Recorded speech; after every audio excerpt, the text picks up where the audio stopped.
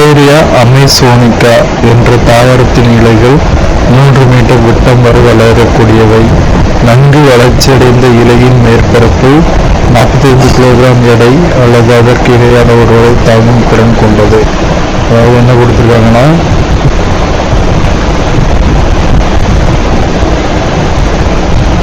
இந்த தாவரத்தோட விட்டம் இதுவரை இதில் லென்த் எவ்வளோனா 3 மீட்டர் விட்டம் வரை வளரக்கூடியவை. இதில் வெயிட் 45 கிலோகிராம் வரை தாங்கக்கூடியது. 45 கிலோகிராம் ஈக்குவலாக உள்ள ஒரு மனுஷனோட எடையோ அல்லது 45 கிலோகிராம் எடையோ தாங்க உள்ள திறனுடையது.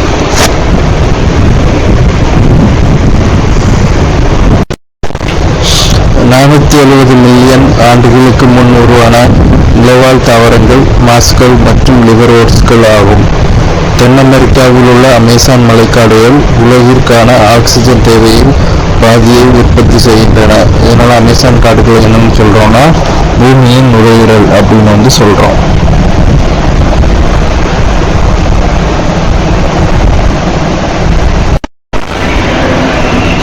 ஒவ்வொரு ஆண்டும் அக்டோபர் மாதம் முதல் திங்கட்கிழமை உலக வாழிட நாளாக அனுசரிக்கப்படுகிறது.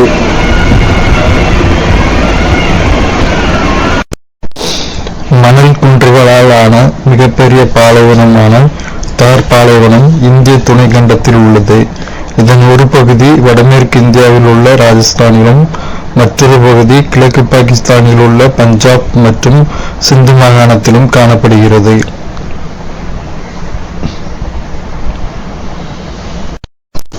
ஒருசல் உயிரிகள் மற்றும் பலசல் உயிரிகள் இடையே உள்ள வேறுபாடுகள்.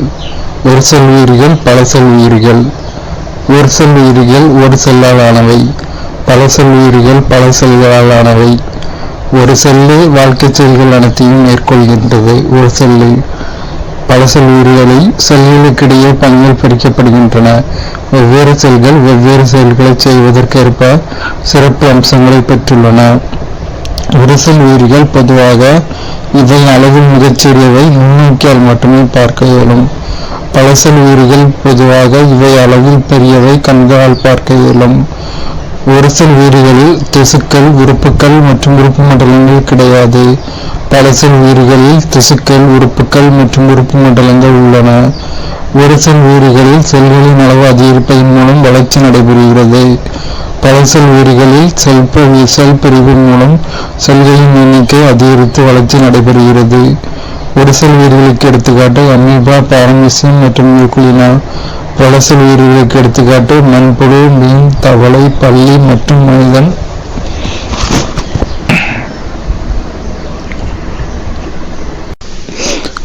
பருவ மாறுபாட்டின் காரணமாக விலங்குகள் ஓரிடத்திலிருந்து வேறொரு இடத்திற்கு செல்வது வலசை போதல் எனப்படும். தமிழ்நாட்டில் வேடந்தாங்கல், கோடியக்கரை மற்றும் கூடங்குளம் ஆகிய இடங்களில் பறவைகள் சரணாலயங்கள் காணப்படுகின்றன. பல பறவைகள் வெளிநாடுகளான சைபீரியா மற்றும் ரஷ்யாவிலிருந்து வேடந்தாங்கல் வருகின்றன. அதேபோல் கோடை மற்றும் வறட்சி அதிகமுள்ள காலங்களில் நம் நாட்டு பறவைகள் வெளிநாடுகளுக்கு வலசை போகின்றன. எனவே இவை வலசை போகும் பறவைகள் என்று அழைக்கப்படுகின்றன.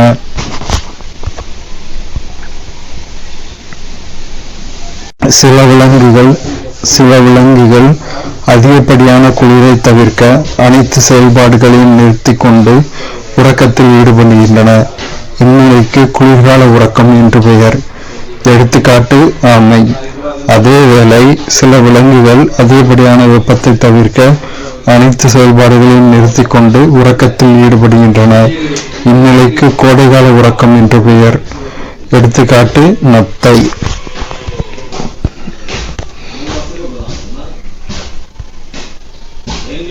வெவ்வேறு வாழிடங்களில் உள்ள விலங்குகளின் தகவமைப்புகள். விலங்குகளின் பெயர், வாழிடம், தகவமைப்புகள். துருவ கரடி, துருவ பகுதி, பாதுகாப்பிற்கேற்ற தடிமனான தோல், மென்மையான ரோமங்கள். பெண்குயின், துருவ பகுதி, நீந்துவதற்கேற்ற துடுப்புகள், நடப்பதற்கேற்ற 2 கால்கள். வரையாடு, மலைப்பகுதி, ஓடுவதற்கேற்ற வலுவான குளம்புகள், குளிரில் இருந்து பாதுகாக்க நீளமான ரோமங்கள். சிங்கம், காடு, வலுவான மற்றும் வேகமாக ஓடக்கூடிய தன்மை, இரையை பிடிப்பதற்கான கூர்மையான நகங்கள்.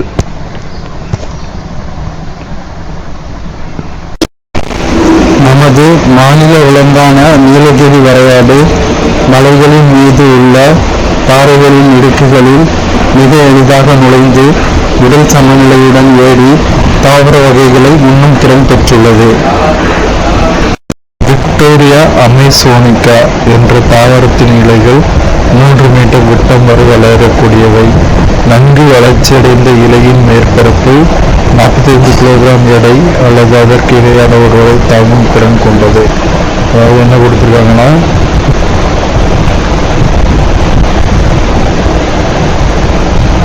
இந்த தாவரத்தோட விட்டம் இதுவரை லென்த் எவ்வளோனா 3 மீட்டர் விட்டம் வரை வளரக்கூடியவை. இதில் வெயிட் 45 கிலோகிராம் வரை தாங்கக்கூடியது.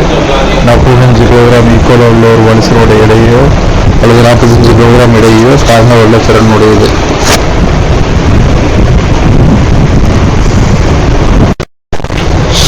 $470 மில்லியன் ஆண்டுகளுக்கு முன் உருவான நிலவாழ் தாவரங்கள் மாஸ்கள் மற்றும் லிவர்வோர்ட்ஸ்கள் ஆகும். தென் அமெரிக்காவில் உள்ள அமேசான் மழைக்காடுகள் உலகிற்கான ஆக்சிஜன் தேவையில் பாதியை உற்பத்தி செய்கின்றன. இதனால அமேசான் காடுகள் என்னன்னு சொல்றோம்னா பூமியின் நுரையீரல் அப்படின்னு சொல்றோம்.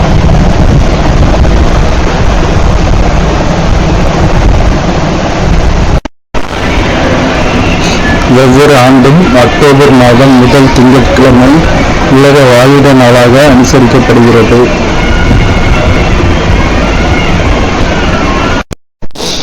மணல் குன்றுகளால் ஆன மிகப்பெரிய பாலைவனமான தார் பாலைவனம் இந்திய துணைக்கண்டத்தில் உள்ளது. இதன் ஒரு பகுதி வடமேற்கு இந்தியாவில் உள்ள ராஜஸ்தானிலும் மற்றொரு பகுதி கிழக்கு பாகிஸ்தானில் உள்ள பஞ்சாப் மற்றும் சிந்து மாகாணத்திலும் காணப்படுகிறது.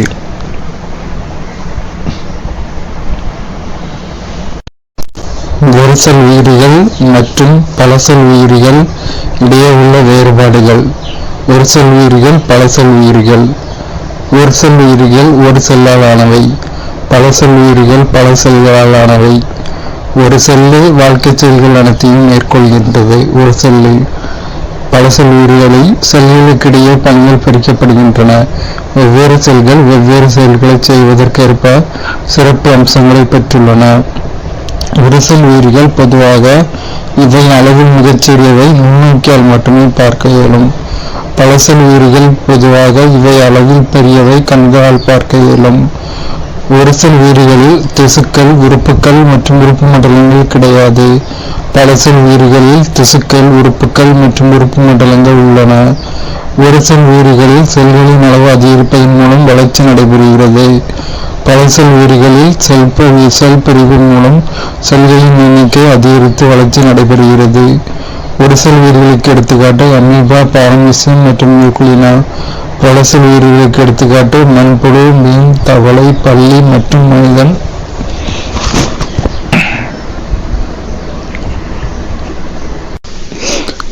பருவ மாறுபாட்டின் காரணமாக விலங்குகள் ஓரிடத்திலிருந்து வேறொரு இடத்திற்கு செல்வது வலசை போதல் எனப்படும். தமிழ்நாட்டில் வேடந்தாங்கல், கோடியக்கரை மற்றும் கூடங்குளம் ஆகிய இடங்களில் பறவைகள் சரணாலயங்கள் காணப்படுகின்றன. பல பறவைகள் வெளிநாடுகளான சைபீரியா மற்றும் ரஷ்யாவிலிருந்து வேடந்தாங்கல் வருகின்றன. அதேபோல் கோடை மற்றும் வறட்சி அதிகமுள்ள காலங்களில் நம் நாட்டு பறவைகள் வெளிநாடுகளுக்கு வலசை போகின்றன. எனவே இவை வலசை போகும் பறவைகள் என்று அழைக்கப்படுகின்றன.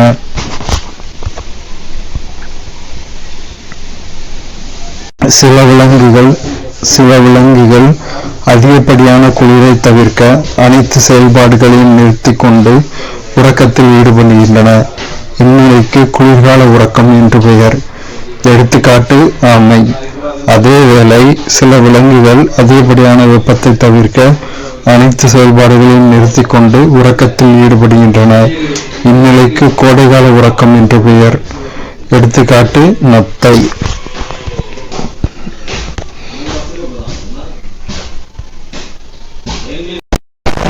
கார்போஹைட்ரேட்டுகளின் வகைகள். கார்போஹைட்ரேட்டுகளின் மூலப்பொருட்கள். சர்க்கரை, பழங்கள், தேன், கரும்பு சர்க்கரை, பீட்ரூட். ஸ்டார்ச், அரிசி, சோளம், உருளைக்கிழங்கு மற்றும் பிற. நார்ச்சத்து உணவு, முழு தானியங்கள், கொட்டை உணவுகள் மற்றும் பிற. அதிகமான புரதம் உள்ள உணவு சோயா பீன்ஸ் ஆகும். வைட்டமின் குறைபாட்டினால் ஏற்படும் நோய்கள். வைட்டமின்கள் மூலங்கள் குறைபாட்டினால் ஏற்படும் நோய்கள். அறிகுறிகள். வைட்டமின் ஏ மீன், எண்ணெய், முட்டை, பால், நெய், கேரட், சோளம், மஞ்சள் நிற பழங்கள், கீரைகள். மாலைக்கண் நோய், குறைவான கண் பார்வை, மங்கலான வெளிச்சத்தில் பார்ப்பதில் சிரமம். வைட்டமின் பி முழு தானியம், தீட்டப்படாத அரிசி, பால், மீன், இறைச்சி, பட்டாணி, பயிறு வகைகள், பச்சை காய்கறிகள். பெரிபெரி நரம்பு பலவீனம், உடல் சோர்வு. வைட்டமின் சி ஆரஞ்சு, நெல்லிக்காய், பச்சை மிளகாய், தக்காளி. ஸ்கர்வி ஈறுகளில் இரத்த கசிவு. வைட்டமின் டி மீன் எண்ணெய், முட்டை, பால், சூரிய ஒளியின் மூலம் நமது தோலில் உருவாகிறது. பிக்கட்ஸ் பலவீனமான எளிதில் வளையக்கூடிய எலும்புகள். வைட்டமின் இ தாவர எண்ணெய்கள், பச்சை காய்கறிகள், முழு கோதுமை, மாம்பழம், ஆப்பிள், கீரைகள். நரம்பு பலவீனம், மங்கலான கண் பார்வை, மலட்டுத்தன்மை, நோய் எதிர்ப்பு சக்தி இல்லாமை. வைட்டமின் கே பச்சை காய்கறிகள், தக்காளி, முட்டைக்கோஸ், முட்டை மற்றும் பால் பொருட்கள். பலவீனமான எலும்புகள், புற்கள் போன்றவை. சிறுகாயத்தினால் ஏற்படும் அதிகப்படியான இரத்த கசிவு. நெல்லிக்கனிகளில் ஆரஞ்சு பழங்களை விட 20 மடங்கு அதிக வைட்டமின் சி காணப்படுகிறது. சூரிய வெப்ப கதிர்வீச்சில் இருந்து பாதுகாக்கும் களிம்புகள், சன்ஸ்கிரீன் லோஷன் தோலின் வைட்டமின் டி உற்பத்தியை 95% குறைக்கிறது. எனவே வைட்டமின் டி குறைபாட்டு நோய் ஏற்படுகிறது. தாது உப்புகள் மற்றும் அவற்றின் பணிகள். தாது உப்புகள் பணிகள். கால்சியம் வலுவான எலும்புகள் மற்றும் பற்கள், இரத்தம் உறைதல். பாஸ்பரஸ் வலுவான எலும்புகள் மற்றும் பற்கள். அயோடின் தைராய்டு ஹார்மோன் உற்பத்தி. இரும்புச்சத்து ஹீமோகுளோபின் உற்பத்தி மற்றும் மூளை வளர்ச்சி. உலகளவில் 80% முருங்கைக்கீரை உற்பத்தி இந்தியாவில் தான் உள்ளது. முருங்கைக்கீரையை சீனா, அமெரிக்கா, ஜெர்மனி, கனடா, தென்கொரியா மற்றும் ஐரோப்பிய நாடுகள் இறக்குமதி செய்கின்றன. முருங்கைக்கீரையில் vitamin A, vitamin C, potassium, calcium, இரும்புச்சத்து மற்றும் புரதம் ஆகியவை நிறைந்து காணப்படுகின்றன. இது ஆக்சிஜனேற்ற தடுப்பானாகவும் உள்ளது. Anti oxidants. சமீபத்தில் இந்தியாவில் நடத்தப்பட்ட ஆய்வின்படி 14.4 மில்லியன் குழந்தைகள் உடல் பருமனுடன் இருப்பதாக தெரிய வந்துள்ளது. இந்த வகையில் இந்தியா சீனாவிற்கு அடுத்ததாக அதிக எண்ணிக்கையில் உடல் பருமன் உடையவர்களை கொண்ட நாடுகளுள் 2வது இடத்தில் உள்ளது. புரத குறைபாட்டால் ஏற்படும் நோய்கள். அறிகுறிகள்.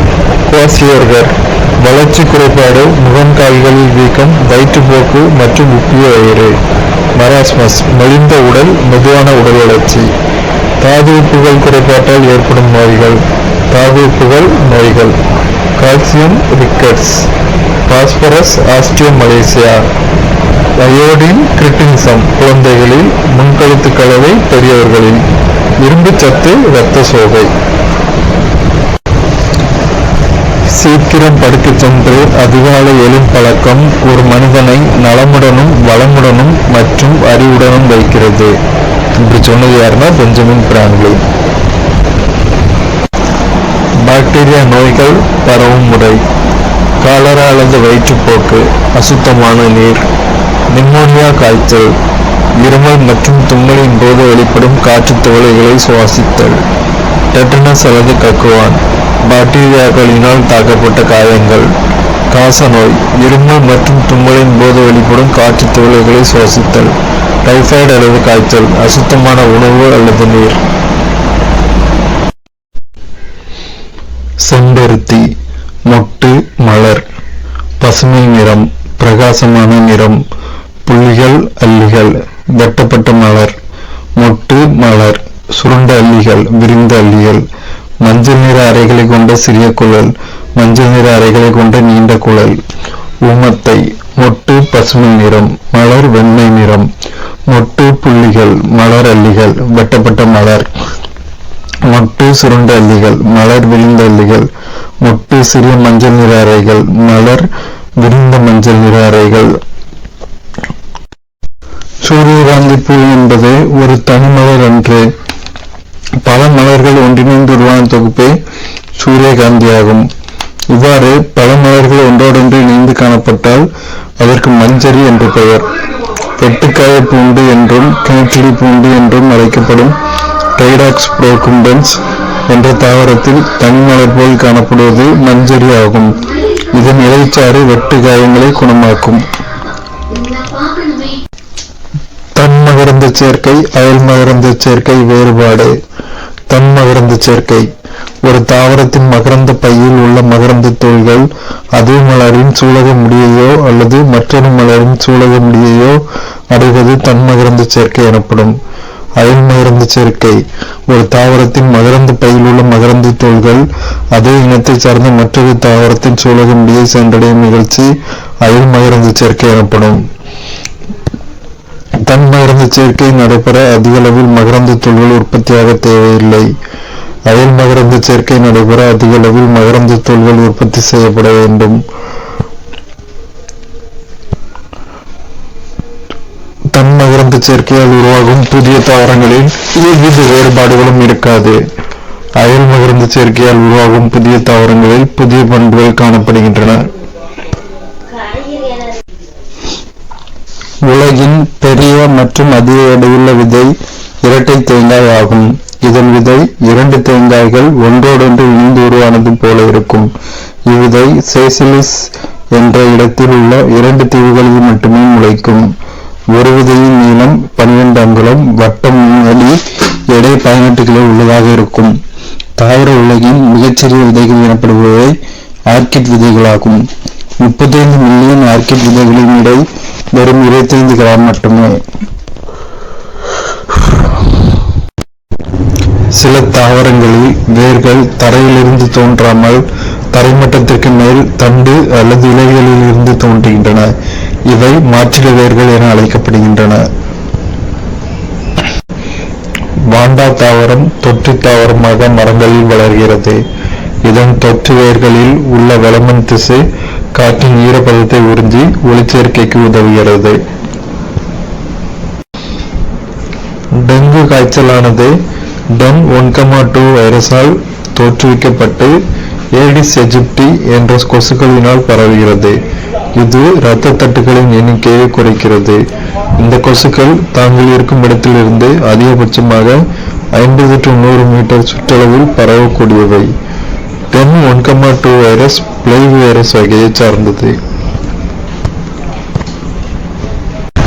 பற்களை பாதிக்கும் நோய்கள். நோய்களின் பெயர், காரணிகள், தாக்கங்கள் அல்லது விளைவுகள், தீர்வுகள். ஈறுகளில் இரத்த கசிவு, வைட்டமின் சி குறைபாடு, ஈறுகளில் இரத்தப்போக்கு, சிட்ரஸ் பழங்கள் சாப்பிடலாம். பற்சிதைவு.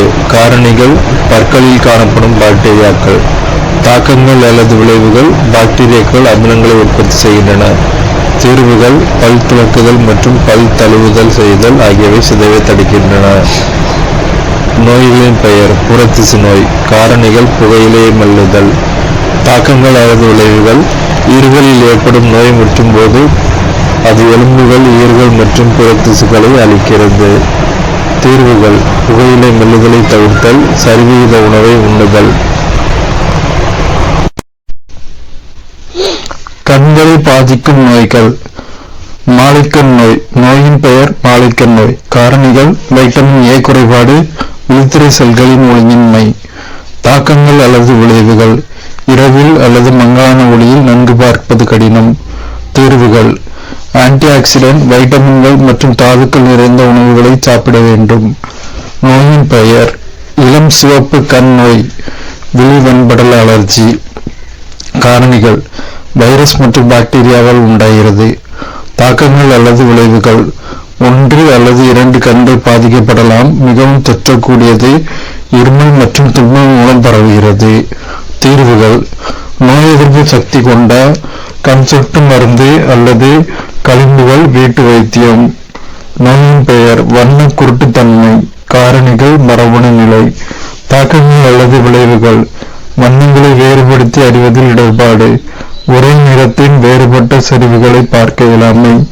தீர்வுகள். இதற்கு தனியான சிகிச்சை முறை இல்லை. இவர்களுக்கு உதவக்கூடிய வகையில் பிரத்யேக வடிகட்டிகளுடன் கூடிய கண்ணாடிகள் மற்றும் கான்டாக்ட் லென்ஸ்கள் கிடைக்கின்றன. தடுப்பூசி. ஒரு குறிப்பிட்ட நோய்க்கு எதிராக தடுப்பாற்றலை உருவாக்கி அந்த நோய்க்கு எதிராக போராடுவதற்கு நம் உடலை தயார் செய்தலை தடுப்பூசி போடுதலின் நோக்கமாகும். தடுக்கக்கூடிய நோய்களில் இருந்து நம்மை பாதுகாக்க குழந்தை பருவத்திலேயே தடுப்பூசி BCG, போலியோ, MMR கொடுக்கப்படுகிறது. லியூகோடெர்மா என்பது தோலின் சில பகுதி அல்லது மொத்த பகுதியில் மெலனின் நிறமி இழப்புகளால் ஏற்படும் ஒரு தொற்றா நோயாகும்.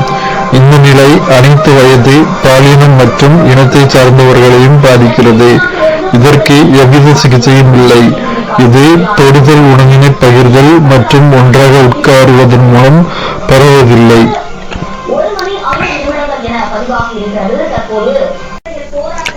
இரும்பு சத்தை மாத்திரை வடிவில் வாய் வழியாக உட்கொள்ளலாம்.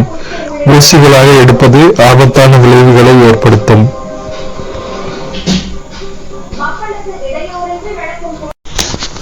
தேனீக்கள் மலர்களில் இருந்து நெக்டார் என்ற இனிப்புச்சாற்றை சேகரித்து அதை தேனாக மாற்றி அதை தேன்கூட்டில் உள்ள தேன் அறைகளில் சேமிக்கின்றன. தேன் என்பது தேன் கூட்டிலிருந்து நம்மால் பிரித்தெடுக்கப்படும் இனிப்பான சாறாகும்.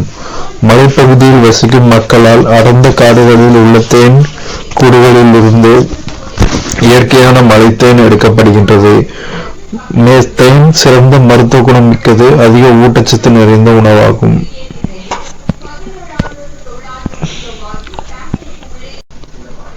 வேலைக்கார தேனீக்களின் வேலை என்னவென்றால் மலர்களில் உள்ள தேனை சேகரிக்கும், மேலும் அவை இளந்தேனீக்களை வளர்க்கும், தேன் கூடு சேதமடைந்தால் அதை சரி செய்யும், தேன் கூட்டை பாதுகாக்கும்.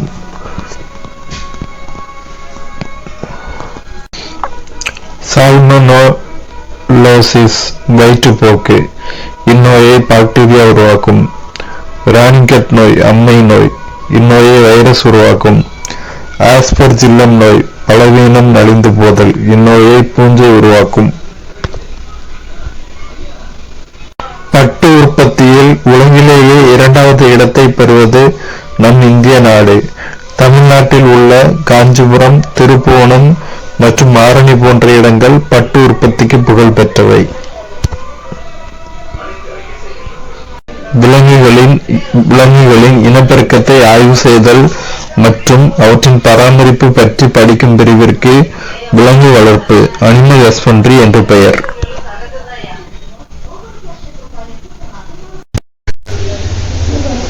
செல்லின் சிறப்பு பணிகள். எபிதீலியல் செல்கள். இவைகள் தட்டையான மற்றும் தூண் வடிவ செல்கள். பணிகள். இவைகள் உடலின் மேற்பரப்பை மூடி பாதுகாக்கிறது. தசை செல்கள். அவை நீண்ட மற்றும் கதிர்கோள் வடிவமாகும். பணிகள். இவை சுருங்கி விரிவடையும் தன்மையால் தசைகளின் இயக்கத்திற்கு உதவுகின்றன. நரம்பு செல்கள். நரம்பு செல்லின் உடலம் கிளைத்த நீண்ட நரம்பு நார்களை கொண்டவை. நரம்பு செல்கள் உடலின் செயல்களை ஒருங்கிணைத்தல் மற்றும் செய்தி பரிமாற்றம் போன்ற செயல்களை செய்கின்றன. இரத்த சிவப்பு செல்கள். வட்ட வடிவம், இருபுற குழி மற்றும் தட்டு வடிவமானது. இரத்த சிவப்பு செல்கள் உடலின் பல்வேறு பகுதிகளுக்கு ஆக்சிஜன் எடுத்து செல்கின்றன. அப்பகுதிகளில் இருந்து கார்பன் டை ஆக்சைடை சேகரிக்கின்றன. மூலச்செல்கள். எந்த ஒரு வகை செல்லுக்குள் செல் பிரிதல் அடைந்து பெருக்கம் அடைந்து வளர்ச்சியடையும் திறன் உடையது. ஆனால் மூலச்செல்கள் மிகவும் ஆச்சரியமானவை. கருவிலிருந்து பெறப்படும் மூலச்செல்கள் மிகவும் சிறப்பானது. ஏனெனில் உடலில் உள்ள எந்த ஒரு செல்லாகவும் அவை மாறக்கூடியது. அதாவது இரத்த செல்கள், நரம்பு செல்கள், தசை செல்கள் அல்லது சுரப்பி செல்கள். எனவே அறிவியல் அறிஞர்கள் மற்றும் மருத்துவர்கள் சில நோய்களை குணப்படுத்தவும் தடுக்கவும் மூலச்செல்களை பயன்படுத்தி வருகின்றனர். உதாரணமாக முதுகுத்தண்டில் ஏற்படும் காயம். பல்வேறு வகையான தாவரங்கள் வெவ்வேறு வண்ணங்களை கொண்டுள்ளதற்கு காரணம் கணிகங்கள் ஆகும். பசுங்கணிகம் பச்சை நிறத்திற்கு காரணம். வண்ண கணிகங்கள் மலர் மற்றும் பழங்களுக்கு வண்ணத்தை அளிக்கிறது. பழங்கள் பழுக்கும் போது பசுங்கணிகங்கள் வண்ண கணிகங்களாக மாறுகின்றன. ஸ்டார்ச் சர்க்கரையாக மாறுகிறது. இதுதான் காய் கனியாவதற்கான ரகசியமாகும். சிவப்பு இரத்த செல்களில் உட்கரு இல்லை. உட்கருவின்றி இந்த செல்கள் விரைவில் இறக்கின்றன. சுமார் 2 மில்லியன் சிவப்பு செல்கள் ஒவ்வொரு நொடியும் இறக்கின்றன. அதிர்ஷ்டவசமாக மனித உடம்பில் புதிய சிவப்பு இரத்த செல்கள் தினமும் தோன்றுகின்றன.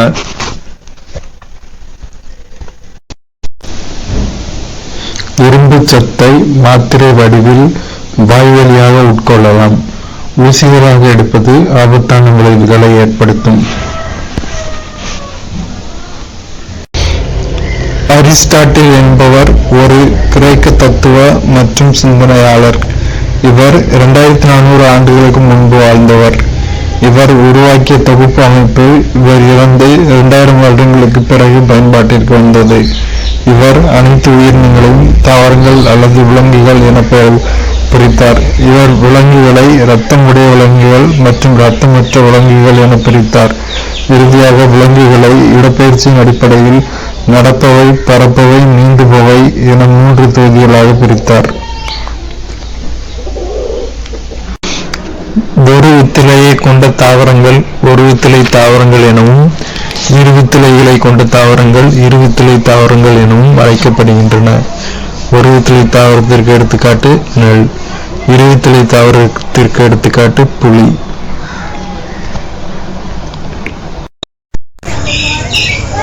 நுண்ணுயிரிகளால் தாவரங்களில் உண்டாகும் நோய்கள்.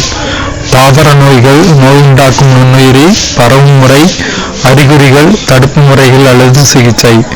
Citrus canker, xanthomonas axonopodis bacteria. பரவும் முறை காற்று, நீர். அறிகுறிகள் இலைகள், தண்டுகள் மற்றும் கனிகளில் சிதைவு உண்டாதல். தடுப்பு முறைகள் அல்லது சிகிச்சை தாமிரத்தை அடிப்படை பொருளாக கொண்ட பாக்டீரியா எதிர்ப்பு பொருட்களை பயன்படுத்துதல். நுண்ணுயிர்களால் தாவரங்களில் உண்டாகும் நோய்கள். தாவர நோய், உருளைக்கிழங்கு பிளைட் நோய். நோயுண்டாக்கும் நுண்ணுயிரி பைட்டோபைத்தோரா இம்பஸ்டன்ஸ் பூஞ்சை. பரவும் முறை காற்று. அறிகுறிகள் கிழங்குகளில் பழுப்பு நிற புண்கள், கொப்பளங்கள் காணப்படுதல். தடுப்பு முறை அல்லது சிகிச்சை பூஞ்சை கொல்லிகளை பயன்படுத்துதல். நுண்ணுயிர்களால் விலங்குகளில் உண்டாகும் நோய்கள். ஆந்த்ராக்ஸ் கால்நடைகள். நோயுண்டாக்கும் நுண்ணுயிரி பேசில்லஸ் ஆந்த்ராசிஸ் பாக்டீரியா. பரவும் முறை அசுத்தமான மண் மற்றும் உணவின் மூலம். அறிகுறிகள் மூச்சு விடுவதில் சிரமம், சுயநினைவின்மை, பசியின்மை. தடுப்பு முறை அல்லது சிகிச்சை ஆந்த்ராக்ஸ் தடுப்பூசி. விலங்குகளில் ஏற்படும் நோய் வாய் மற்றும் கால் குழம்பு நோய். நோயுண்டாக்கும் நுண்ணுயிரி வைரஸ். பரவும் முறை காற்று மற்றும் விலங்கு காரணிகள். அறிகுறிகள் காய்ச்சல், வாய்க்கொப்பளங்கள், எடை இழப்பு, பால் உற்பத்தி குறைதல். தடுப்பு முறை அல்லது சிகிச்சை FMD தடுப்பூசி. பூஞ்சைகளை பற்றிய பாடப்பிரிவு மைக்காலஜி எனப்படும். தாவரங்களில் பூஞ்சை நோய்கள். நோயுயிரி நோயின் பெயர் ஃபியூசேரியம் ஆக்சிஸ்போரம் பருத்தியில் வாடல் நோய். செர்கோஸ்போரா பெர்சனேட்டா வேர்க்கடலையில் டிக்கா நோய். கோலிடோட்ரைக்கம் ஃபல்கேட்டம் கரும்பில் சிவப்பு அழுகல் நோய். தைரிக்ளோரியா ஒரேசே நெல்லில் பிளாஸ்ட் நோய். அல்புகோ கேண்டிலா முள்ளங்கியில் ஒன்று நோய். RH விட்டேக்கரின் 5 உலக வகைப்பாட்டில் பூஞ்சைகள் 3வது உலகமாக இடம்பெற்றுள்ளன. ஏனெனில் இவற்றில் பச்சையம் மற்றும் ஸ்டார்ச் இல்லை. மனிதர்களில் பூஞ்சை நோய். பூஞ்சையின் பெயர் நோயின் பெயர். ட்ரைகோஃபைட்டான் இனம். உருளைப்புழுக்கள். வட்ட வடிவமான தடிப்புகள் தோலில் தோன்றுகின்றன. மைக்கோஸ்போரம் ஃபர்ஃபர் பொடுகு. டீனியா பெடிஸ் கால்பாதத்தில் ஏற்படும் நோய். பெனிசிலின் மருந்துகளின் அரசு என்று கூறப்படுகிறது. இதை சர் அலெக்சாண்டர் ஃபிளெமிங் 1928ஆம் ஆண்டு கண்டுபிடித்தார். பாசிகள் மற்றும் பூஞ்சைகளுக்கு இடையே உள்ள வேறுபாடுகள். பாசிகள், பூஞ்சைகள். பாசிகள் தற்சார்பு ஊட்ட உயிர்களாகும். பூஞ்சைகள் பிறசார்பு ஊட்ட உயிர்களாகும். பாசிகள் நிறமிகளை கொண்டுள்ளன. பூஞ்சைகள் நிறமிகள் அற்றவை. பாசிகளின் சேமிப்பு உணவுப் பொருள் ஸ்டார்ச் ஆகும். பூஞ்சைகளின் சேமிப்பு உணவுப் பொருட்கள் கிளைகோஜன் மற்றும் எண்ணெய் ஆகும். சில பாசிகள் ப்ரோகாரியோட்டிக் செல் அமைப்பை பெற்றுள்ளன. எடுத்துக்காட்டு சைனோபாக்டீரியா, நாஸ்டாக், அனஃபீனா. அனைத்தும் யூகரியோட்டிக் செல் அமைப்பை கொண்டுள்ளன. பூஞ்சைகளில் எடுத்துக்காட்டு அகாரிகஸ். கிளாவிசெப்ஸ் பர்பூரியா என்ற பூஞ்சையானது மாயத்தோற்ற பூஞ்சை எனப்படுகிறது. இது கனவுலகில் மிதப்பது போன்ற ஒரு வித்தியாசமான மனநிலையை இளைஞர்களிடத்தில் ஏற்படுத்தி அவர்களை பாதிப்படைய செய்கிறது. அஸ்பர்ஜில்லஸ் என்ற பூஞ்சையானது குழந்தைகளிடம் ஒவ்வாமையை ஏற்படுத்துகிறது. ஆனால் கிளாடோஸ்போரியம் என்ற பூஞ்சையானது ஒவ்வாமையிலிருந்து நம்மை பாதுகாக்கிறது. லைகோபோடியம் கிளப்மாஸ் எனப்படுகிறது. ஈக்விசிட்டம் குதிரைவால் எனப்படுகிறது. பிரையோஃபைட் மற்றும் டெரிட்டோஃபைட் வேறுபாடுகள். பிரையோஃபைட்டுகள், டெரிட்டோஃபைட்டுகள். தாவர உடலத்தை வேர்த்தண்டு இலை என பிரிக்க இயலாது பிரையோஃபைட்டுகளை. டெரிட்டோஃபைட்டுகளில் தாவர உடலத்தை வேர்த்தண்டு இலை என பிரிக்கலாம். பிரையோஃபைட்டுகள் தாவர உலகின் உயிர்வாழ்விகளாகும். டெரிட்டோஃபைட்டுகள் உண்மையான நிலவாழ் தாவரங்களாகும். பிரையோஃபைட்டுகளில் கடத்தும் திசுக்கள் காணப்படுவதில்லை. டெரிட்டோஃபைட்டுகளில் கடத்தும் திசுக்கள் காணப்படுகின்றன. பிரையோஃபைட்டுகளில் தாவர உடலத்தின் ஓன் நிலையானது கேமிட்டோஃபைட் ஆகும். டெரிட்டோஃபைட்டுகளில் தாவர உடலத்தின் ஓன் நிலையானது ஸ்போரோஃபைட் ஆகும். ஸ்போரோஃபைட் தலைமுறையானது கேமிட்டோஃபைட் தலைமுறையை சார்ந்துள்ளது. எடுத்துக்காட்டு ரிக்ஸியா. கேமிட்டோஃபைட் தலைமுறை ஸ்போரோஃபைட் தலைமுறையை சார்ந்திருப்பதில்லை. எடுத்துக்காட்டு செலாஜினில்லா. தாவரங்களை சேகரித்து, உலர்த்தி, அழுத்தி, ஒரு அட்டையின் மீது ஒட்டி ஏற்றுக்கொள்ளப்பட்ட ஏதாவது ஒரு வகைப்பாட்டின்படி வரிசைப்படுத்தும் முறை ஹெர்பேரியம் எனப்படும். இந்தியாவில் உள்ள மிகப்பெரிய உலர் தாவர தொகுப்பு கொல்கத்தாவில் உள்ளது. இங்கு 10 லட்சத்திற்கும் அதிகமான உலர் தாவர மாதிரிகள் உள்ளன. இருசொற் பெயரிடும் முறை தொடர்பான விதிமுறைகள் மற்றும் பரிந்துரைகள் ICBM அகில உலக தாவரவியல் பெயர் சூட்டும் சட்டம் அமைப்பில் உள்ளது. தற்போது இது ICN அகில உலக பெயர் சூட்டும் சட்டம் என அழைக்கப்படுகிறது. நமது உடலானது கருமுட்டை சைகோட் என்ற ஒற்றை செல்லிலிருந்து உருவாக்கப்படுகிறது. கருமுட்டையானது தொடர்ச்சியான பல மைட்டாசிஸ் பிளவுறுதல்களை அடைந்து வெவ்வேறு அளவு, வடிவம் மற்றும் உட்பொருட்களை கொண்ட துணை செல்களாலான கருவை உருவாக்குகிறது. கருப்பைகள் படிப்படியாக அவற்றின் அமைப்பிலும் பண்பிலும் மாற்றங்களை அடைகின்றன. இந்நிகழ்வுக்கு செல் மாறுபாடு அடைதல் என்று பெயர்.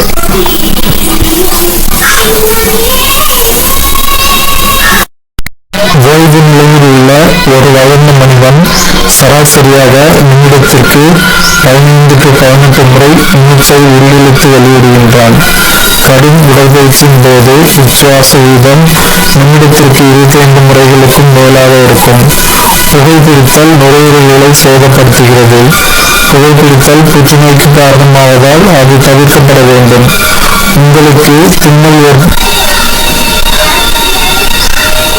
தும்மல் ஏற்படும்போது நாம் நாசித்துவாரங்களை மூடிக்கொள்ள வேண்டும். இதன் மூலம் நாம் வெளியேற்றும் அயல் பொருட்கள் அருகில் இருப்பவர்களுக்கு பரவாமல் தடுக்க முடியும்.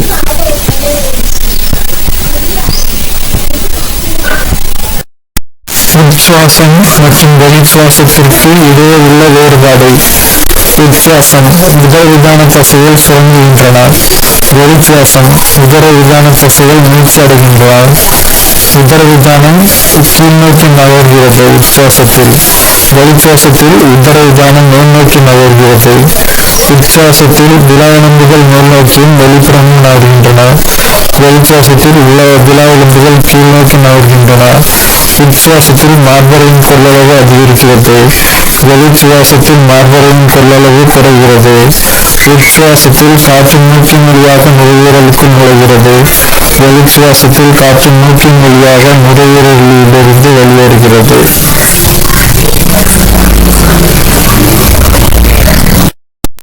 காற்றுள்ள மற்றும் காற்றில்லா சுவாசத்திற்கு இடையே உள்ள வேறுபாடுகள். காற்றுள்ள சுவாசம், காற்றில்லா சுவாசம்.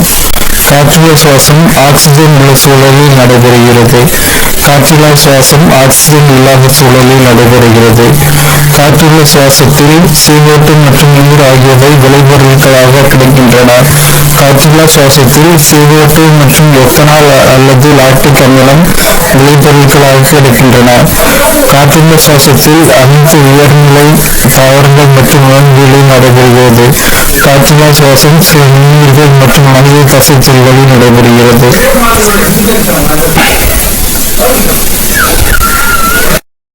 காற்றுள்ள சுவாசமானது காற்றில்லா சுவாசத்தினை விட 19 மடங்கு அதிக ஆற்றலை ஒரே அளவு குளுக்கோஸிலிருந்து வெளிப்படுத்துகிறது.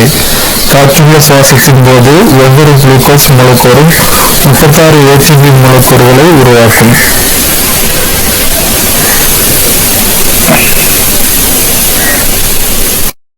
ஒருவர் உணவு சாப்பிட்ட பிறகு 12 to 18 மணி நேரத்திற்கு பின் மிதமான வளிமண்டல சூழலில் முழுமையான ஓய்வு நிலையில் இருக்கும் போதும் அவருக்கு ஒரு குறைந்த அளவிலான ஆற்றல் தேவைப்படும். அந்த ஆற்றலே அடிப்படை வளர்ச்சியை மாற்றம் எனப்படும்.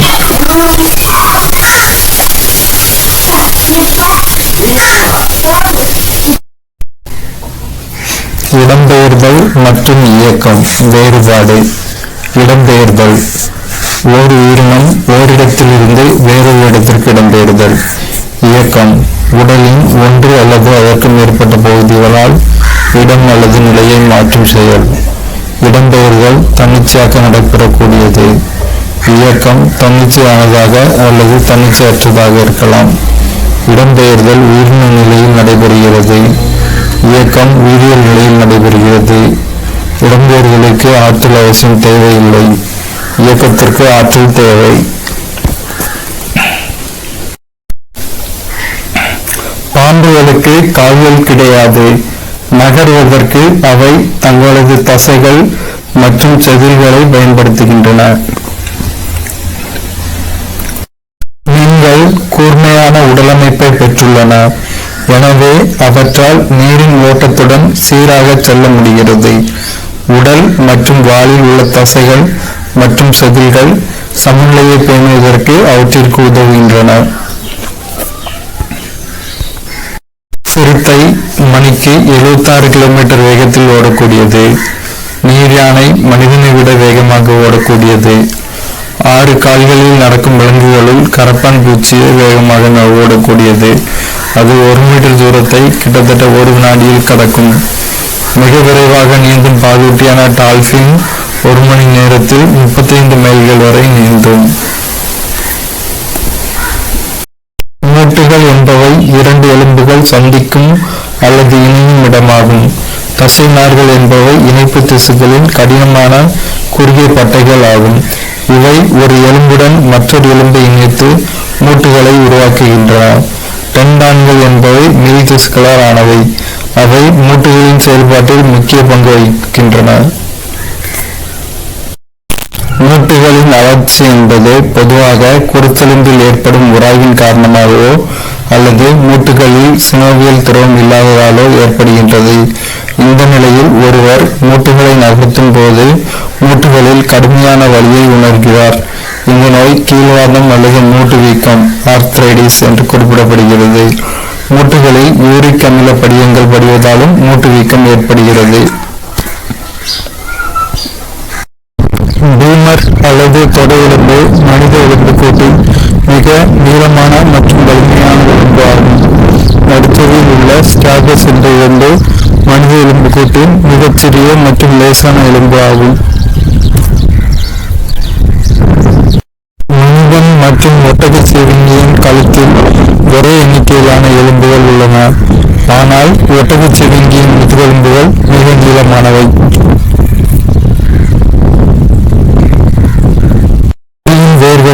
தசைகள் உள்ளன.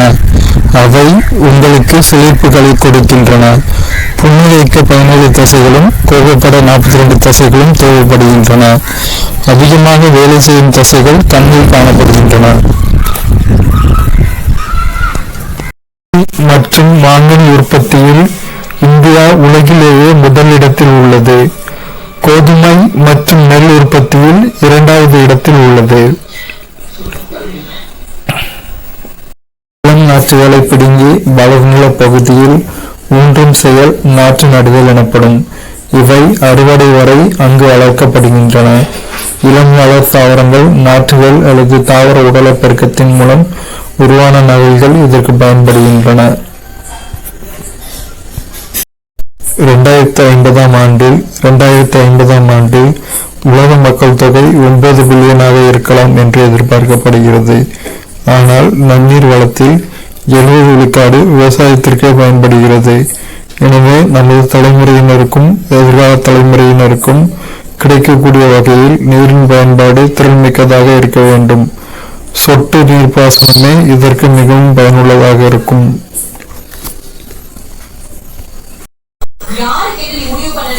உலகெங்கும் 30,000க்கும் மேற்பட்ட களை வகைகள் காணப்படுகின்றன. அவற்றுள் 8,000 வகைகள் பயிர்களுக்கு பெரிய சேதத்தை ஏற்படுத்துகின்றன. ஒரே வகையான களை நீக்கும் முறையை பயன்படுத்துவதால் களைகள் அவற்றை மேற்கொள்ளும் திறனை பெற்றுக் கொள்கின்றன. எனவே பல்வேறு களை நீக்கும் முறைகளை இணைத்து அவற்றை கட்டுப்படுத்த வேண்டும்.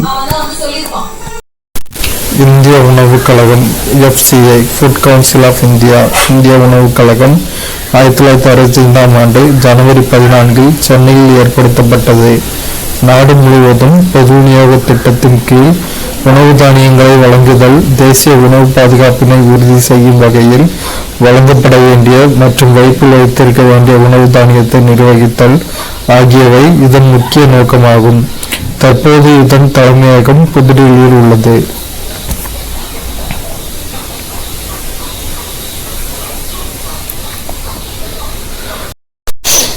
லெகுமினோஸ் தாவரங்கள் தமது வேர் முடிச்சுகளில் காணப்படும் ரைசோபியம் பாக்டீரியாக்களுடன் கூட்டுயிர் வாழ்க்கை வாழ்கின்றன.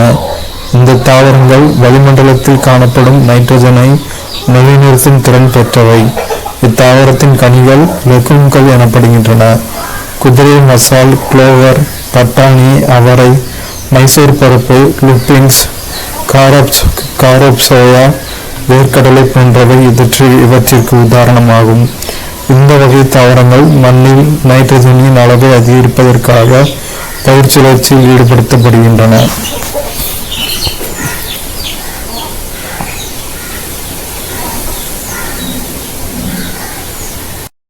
கொல்கத்தாவில் உள்ள ஆச்சாரியா ஜெகதீஷ் சந்திர போஸ் இந்திய தாவரவியல் தோட்டம் ஆரம்பத்தில் ராயல் தாவரவியல் தோட்டம் என்று அழைக்கப்பட்டது.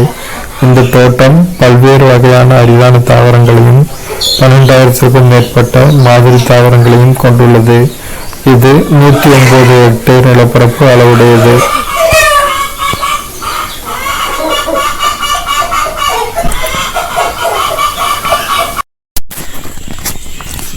கரும் பொறிவண்டு பல மரங்களில் காணப்படும் ஒரு வகை பூச்சி ஆகும். இது அம்மரத்தில் காணப்படும் சிவப்பு சிலந்தி பூச்சிகளை உண்கிறது. ஒரு ஆண்டில் 1000க்கும் அதிகமான பூச்சிகளை இது உண்கின்றது.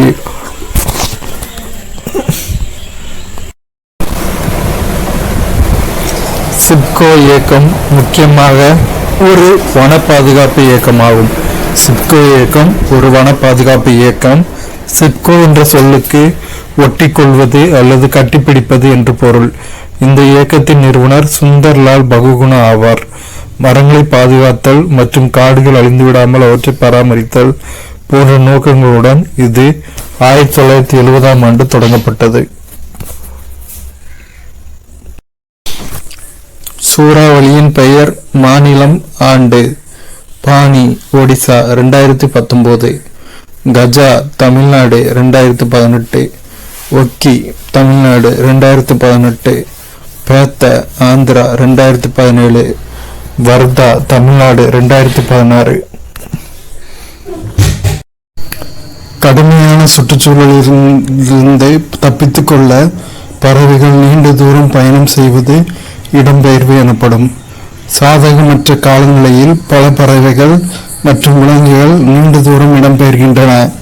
சைபீரியாவில் நிலவும் கடுமையான சூழ்நிலைகளில் இருந்து தப்பித்து சாதகமான சூழ்நிலை மற்றும் உணவை பெறுவதற்காக சைபீரிய கிரைன் பறவைகள் குளிர்காலத்தில் சைபீரியாவில் இருந்து இந்தியாவுக்கு இடம்பெயர்கின்றன.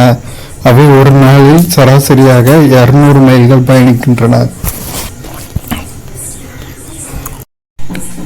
அமேசான் காடு உலகின் மிகப்பெரிய மழைக்காடு ஆகும். இது பிரேசிலில் அமைந்துள்ளது. இதன் பரப்பளவு 60 லட்சம் சதுர கிலோமீட்டர் ஆகும். இது கார்பன் டை ஆக்சைடு வாயுவை சமன் செய்வதன் மூலம் பூமியின் காலநிலையை நிலைப்படுத்தவும் புவி வெப்பமயமாதலை குறைக்கவும் உதவுகிறது. மேலும் உலகின் 20% ஆக்சிஜனை இது உற்பத்தி செய்கிறது. இங்கு சுமார் 390 பில்லியன் மரங்கள் உள்ளன. இது பூமியின் நுரையீரல் எனப்படுகிறது. சமூக வனவியல் என்ற சொல் முதலில் 1976ஆம் ஆண்டில் அப்போதைய தேசிய விவசாய ஆணையம் மற்றும் இந்திய அரசாங்கத்தால் அமலுக்கு வந்தது. சமூக மற்றும் கிராமப்புற மேம்பாட்டுக்கு உதவும் நோக்கத்துடன் காடுகளை நிர்வகித்தல் மற்றும் பாதுகாத்தல் மற்றும் தரிசு நிலங்களில் காடுகளை வளர்த்தல் ஆகியன இதன் நோக்கமாகும். ஏற்கனவே உள்ள காடுகளோடு சேர்த்து புதிதான காடுகளை உருவாக்குவதும் இதன் நோக்கமாகும். 1977ஆம் ஆண்டில் கென்யாவில் பச்சை வளைய இயக்கம் என்ற அமைப்பை வாங்கரி மாதாய் நிறுவினார். இந்த இயக்கம் 51 மில்லியனுக்கும் அதிகமான மரங்களை கென்யாவில் நட்டுள்ளது. 2004ஆம் ஆண்டு அமைதிக்கான நோபல் பரிசு அவருக்கு வழங்கப்பட்டது.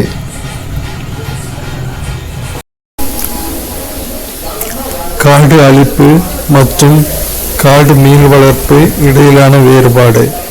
காடு அழிப்பு, காடு மீள் வளர்ப்பு. தாவரங்கள் அல்லது மரங்கள் வெட்டப்படுவது காடு அழிப்பு எனப்படும். தாவரங்கள் அல்லது மரங்கள் வளர்க்கப்படுவது அல்லது நடப்படுவது காடு மீள் வளர்ப்பு எனப்படும். காடு அழிப்பு சுற்றுச்சூழலில் எதிர்மறையான விளைவை கொண்டுள்ளது. காடு மீள் வளர்ப்பு சுற்றுச்சூழலை உருவாக்குவதால் இயற்கையின் மீது இது நல்ல விளைவை கொண்டுள்ளது. காடு வளர்ப்பு மற்றும் காடு மீள் வளர்ப்பு இடையிலான வேறுபாடுகள். காடு வளர்ப்பு, காடு மீள் வளர்ப்பு. காடுகள் இல்லாத பகுதிகளில் புதிதாக மரங்கள் நடப்படுகின்றன. காடு வளர்ப்பில். காடு மீள் வளர்ப்பில் காடுகள் அழிக்கப்பட்ட பகுதிகளில் மீண்டும் காடுகள் வளர்க்கப்படுகின்றன. காடு வளர்ப்பில் ஒரு மரத்தை பெற ஒரு மரக்கன்று நடப்படுகிறது. காட்டு மீள் வளர்ப்பில் வெட்டப்பட்ட ஒவ்வொரு மரத்திற்கும் பதிலாக பல மரக்கன்றுகள் நடப்படுகின்றன. காடு நில வளர்ப்பு அதிக நிலப்பரப்பை காடாக மாற்றுவது இதன் நோக்கம். காடு மீள் வளர்ப்பு காடுகளை அழிப்பதை தவிர்த்தலே இதன் நோக்கம். ஒவ்வொரு ஆண்டும் மே 22ஆம் நாள் உலக உயிரிகளின் பன்முகத்தன்மை தினமாக கொண்டாடப்படுகிறது. பன்முகத்தன்மை என்பது பல்வேறு தாவரங்கள், விலங்குகள், கடல்வாழ் உயிரினங்கள், நுண்ணுயிரிகள், பூச்சிகள், வாழ்விடங்கள், சுற்றுச்சூழல் அமைப்பு போன்றவற்றை விவரிக்க பயன்படும் சொல். இது நமது பூமியை மிகவும் தனித்துவமாகவும் வியக்கத்தக்கதாகவும் வைத்துள்ளது.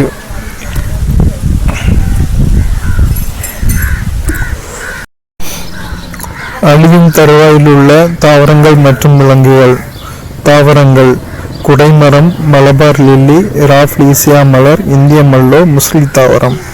விலங்கு: பனிச்சிறுத்தை, ஆசிய சிங்கம், சிங்கவால் குரங்கு, இந்திய காண்டாமிருகம், நீலகிரி வரையாடு.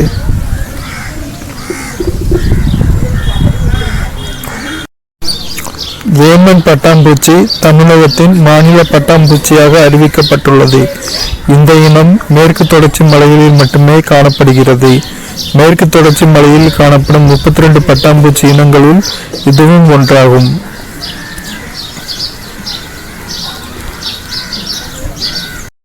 ஒரு காலத்தில் டைனோசர், ஃபெரணிகள் மற்றும் சில ஜிம்னோஸ்பம்கள் பூமியில் பரவலாக காணப்பட்டன. இடம் மற்றும் உணவு பற்றாக்குறை காரணமாகவோ அல்லது பருவநிலை மாற்றம் காரணமாகவோ அவை பூமியிலிருந்து மறைந்து போய்விட்டன.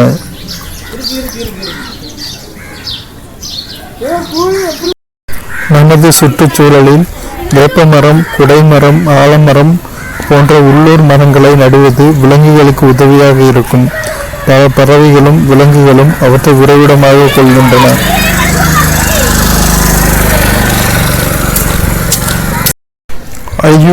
IUCN இயற்கை பாதுகாப்பிற்கான சர்வதேச ஒன்றியம், WWF உலக வனவிலங்கு நிதி, ZSI இந்திய விலங்கியல் ஆய்வு, BRP உயிர்கோள பாதுகாப்பு திட்டம், CPCB மத்திய மாசு கட்டுப்பாட்டு வாரியம்.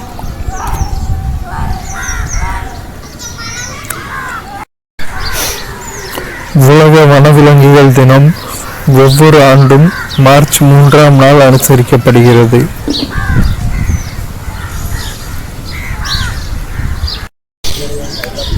இந்தியாவின் சில முக்கிய தேசிய பூங்காக்கள். பெயர், இடம், நிறுவப்பட்ட ஆண்டு. கார்பெட் தேசிய பூங்கா, உத்தரகாண்ட், 1936. துத்வா தேசிய பூங்கா, உத்தரப்பிரதேசம், 1977. கிர் தேசிய பூங்கா, குஜராத், 1975. கங்கா தேசிய பூங்கா, மத்திய பிரதேசம், 1955. சுந்தர்பன்ஸ் தேசிய பூங்கா, மேற்கு வங்கம், 1984. தமிழ்நாட்டில் உள்ள சில முக்கிய தேசிய பூங்காக்கள். பெயர், இடம், நிறுவப்பட்ட ஆண்டு. கிண்டி தேசிய பூங்கா, சென்னை, 1976. மன்னார் வளைகுடா தேசிய பூங்கா, ராமநாதபுரம், 1980. இந்திரா காந்தி தேசிய பூங்கா, கோயம்புத்தூர், 1989. முதுமலை தேசிய பூங்கா, நீலகிரி, 1990. முக்கூர்த்தி தேசிய பூங்கா, நீலகிரி, 1990. தமிழ்நாட்டில் உள்ள சில முக்கிய வனவிலங்கு சரணாலயங்கள். பெயர், இடம், நிறுவப்பட்ட ஆண்டு. மேகமலை வனவிலங்கு சரணாலயம், தேனி, 2016. வண்டலூர் வனவிலங்கு சரணாலயம், சென்னை, 1991. களக்காடு வனவிலங்கு சரணாலயம், திருநெல்வேலி, 1976. சாம்பல் நிற அணில் வனவிலங்கு சரணாலயம், விருதுநகர், 1988. வேடந்தாங்கல் பறவைகள் சரணாலயம், காஞ்சிபுரம், 1936.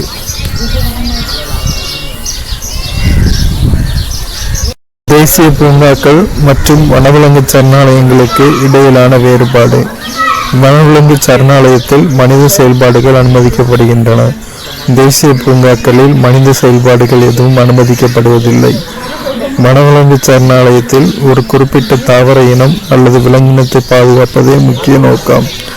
தேசிய பூங்காக்களில் தாவர இனங்கள், விலங்கினங்கள் அல்லது வரலாற்று முக்கியத்துவம் வாய்ந்த யாவும் பாதுகாக்கப்படுகின்றன. வனவிலங்கு சரணாலயத்தில் வரையறுக்கப்பட்ட எல்லைகள் இல்லை. தேசிய பூங்காக்களில் நிலையான மற்றும் வரையறுக்கப்பட்ட எல்லைகள் உள்ளன. வனவிலங்கு சரணாலயம் பொதுமக்களின் பார்வைக்கு அனுமதிக்கப்படுகிறது. தேசிய பூங்காக்கள் வழக்கமாக பொதுமக்களின் பார்வைக்கு அனுமதிக்கப்படுவதில்லை. சரணாலயங்கள் பொதுவாக மத்திய அல்லது மாநில அரசின் ஆணைப்படி உருவாக்கப்படுகின்றன. தேசிய பூங்காக்கள் மாநில சட்டமன்றத்தால் அல்லது பாராளுமன்றத்தால் உருவாக்கப்படுகின்றன. ஒரு சரணாலயத்தை தேசிய பூங்காவாக மேம்படுத்தலாம். ஒரு தேசிய பூங்காவை சரணாலயமாக தரமிறக்க முடியாது.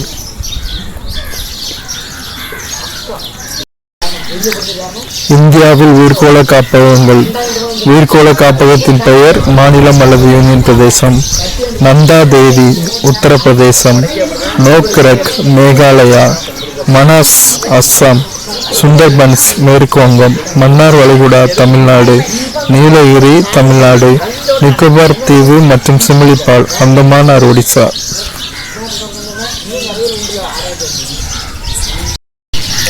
ஆயிரத்தி 1759 ஆண்டு வியன்னாவில் உள்ள சோவின்புரம் நகரில் நிறுவப்பட்ட மிருகக்காட்சி சாலையே மிக பழமையான மிருகக்காட்சி சாலையாகும்.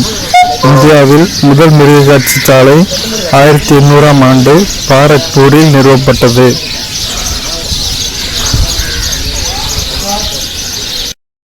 அமெரிக்காவில் அமைந்திருக்கின்ற டெக்சாஸ் A&M பல்கலைக்கழகத்தில் பணிபுரியும் முனைவர் சகிலா பானு என அறிவியல் விஞ்ஞானி, குரோமியம் உலோகத்தால் நீர் மாசுபாடு அடைவதன் காரணமாக பெண் உயிரினங்களில் மலட்டுத்தன்மை ஏற்படுகிறது என்றும், அது மனிதர்களின் நஞ்சுக்கொடியில் ஆக்சிஜனேற்ற அழுத்தத்தை ஏற்படுத்துவதால் குழந்தைகளின் வளர்ச்சி பாதிக்கப்படுகின்றது என்றும் கண்டறிந்துள்ளார். இவர் தமிழ்நாட்டின் ராமநாதபுரம் மாவட்டத்தில் அமைந்துள்ள புதுப்பட்டினம் என்ற கிராமத்தைச் சேர்ந்தவர் ஆவார்.